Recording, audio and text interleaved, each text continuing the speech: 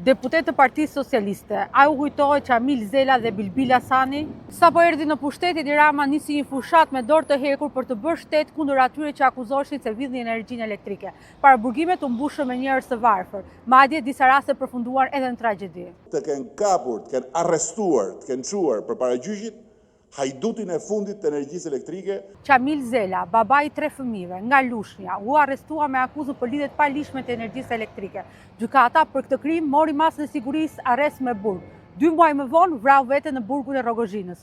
Ky nuk është rasti vetëm, por është më tragjiku. Në anën tjetër është Bilbil Hasani, baba i 4 fëmijëve, u arrestuar për 12.000 lekë të vjetra dhe u harrua në paraburgimin e burgut 313. Ai priti pafund për një datë gjyqi, por nuk e erdhi kurrë. I dërmuar dhe i dëshpëruar, i dha fund të jetës. 2 baballar, 2 njerëz të varfër, 2 tragjedi që nuk ronditën askën nga figurat e pushtetit që sot janë bërë dashnorë të ligjit. Ndërsa drejtësia kërkon paraburgim për Belinda Balluku me akuzën për abuzim për 11 tendra me vlerë 1.1 miliard euro, pushteti mobilizohet për ta mbrojtur atë. Edi Ramës nuk intereson drejtësia, atij i intereson vetëm shpëtoj veten dhe shokët e tij si Belinda Balluku, Erion Velia dhe Ilir Beqaj. Në Shqipërinë e sotme ligji është i ashpër vetëm për të varfrit dhe pambuk për të pushtetshmit. Prandaj të mërkurën në orën 6 pasdite protestojmë te Kuvendi i Shqipërisë.